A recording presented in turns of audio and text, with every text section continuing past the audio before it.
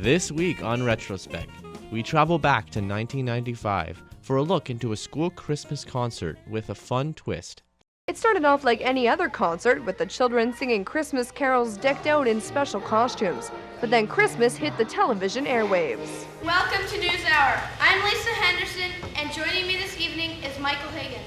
Thank you, Lisa. I wanted it to be something personal, and I thought, what in Lloydminster could I do that would work? And CKSA got it. We spent a little time researching, and I watched a lot of news. They started to watch the news, and they would come back and tell me things about each reporter. Jim Unger explores the secret of peace with Mayor Ilston Plant. Tommy De Silva is on special Christmas assignment. Sherry Lukens forecasts a very warm weather trend, and we had our weekly feature, Police Beat.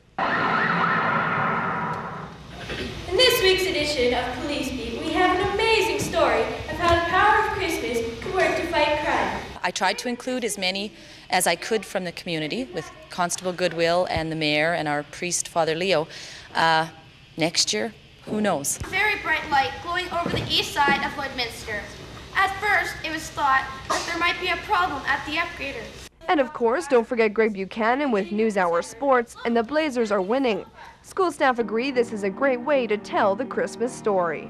It's a story that is told every year, and you want to find a unique way, and I think we did find a unique way this year of telling it. I'm sitting here with the rest of the News Hour team at Father Gorman's school, and I was wondering, Lisa Henderson, what was it like exploring the spirit of Christmas through news? It was really exciting. Like, you got to meet all these people and know what it's like being on the news, but it kind of makes you wonder that you don't have to find the real meaning of Christmas through the news. Like, you can find it like easily when you look around. You don't have to kind of find it through the news, but it was really interesting when you get to sit behind some big TV.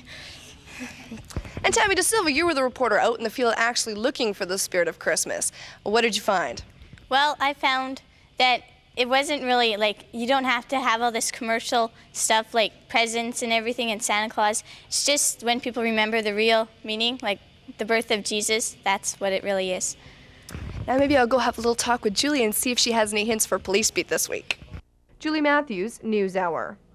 Next, we jump a little forward to 1996 for a look into snowmobiling safety.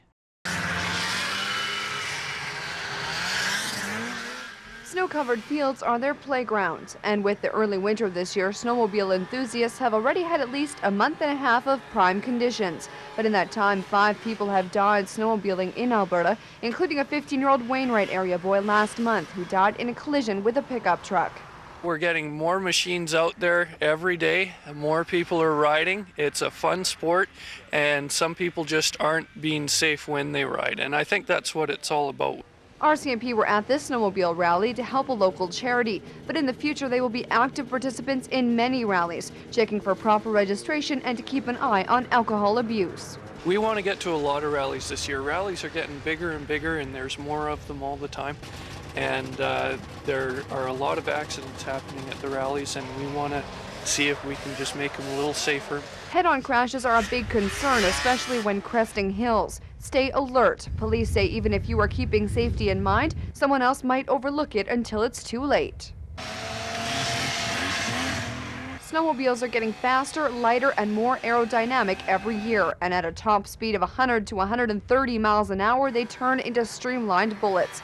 A local sports store says although the speed has increased greatly, the braking power hasn't. And with the wrong driver, that's a lethal combination. A lot of people don't have the respect for the machines that is necessary, and that gets them into trouble. Some people come out for the thrill, the speed, and that's when we get into a little more danger. But you can have that kind of ride and be safe at the same time. One local store says they're only 3 away from being sold out of the machines entirely and have already outdone last year's sales. But they say part of that is due to the sport becoming so popular with families like these. And RCMP say if the proper precautions are taken, hopefully no more lives will be lost to this fun winter pastime. Julie Matthews, Police Beat. And that's all for this week of Retrospect.